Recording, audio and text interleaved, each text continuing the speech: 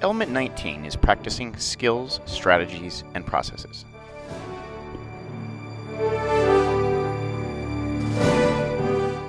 The desired effect of Element 19 is that students will perform the skill, strategy, or process with increased confidence and competence.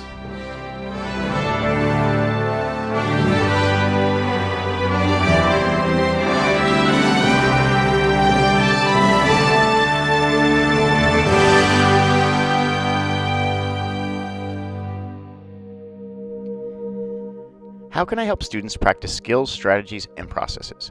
The following are some examples. Structured practice sessions spaced closely together. Practice sessions that are gradually less structured and more varied. Practice sessions that help students develop fluency.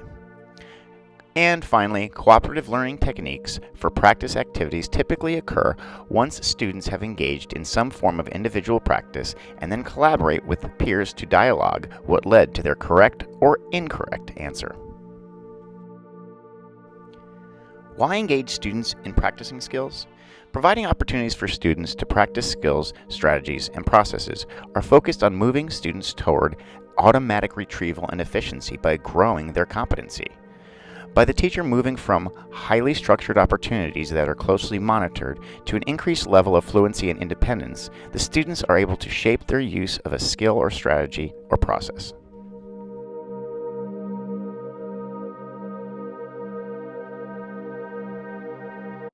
Okay. After teaching a new topic, the next time we meet, it's really important for them to revisit that topic, and usually I follow up with a lab. Once you give them a hands-on activity or a practical use to the knowledge that you've taught them earlier, then they buy into it, and there's a connection to which they say, oh, now I understand why I am learning this, and I'm interested. Tell me a little bit more about it. One way to deepen the knowledge is to do a lab activity that uses the skills that we had learned previously. For example, learning speed and distance and time, and then go out to the stadium and run up and down the stadium and time yourself and do the equations for work and do the equations for speed, and let them understand what they're measuring and how it could be applied to everyday use. So in the English classroom, it's really easy to just kind of give definitions and terms, things that you'll hear over and over again, like plot, theme, character. Kids are used to those terms, but actually working with them can be really challenging, and what you do in 9th grade with theme and character might be very different than what you're doing in 11th or 12th grade, especially if you're preparing for that college level. So one of the things I like to introduce in junior year is archetypes, and thanks to comic books and graphic novels and video games, kids are used to heroes and villains, the good guy versus the bad guy. But what they don't see is that those things exist in literature. You just have to learn how to look for certain qualities. And so I start by introducing archetypes early on, which is the definitions, the beginning of a story.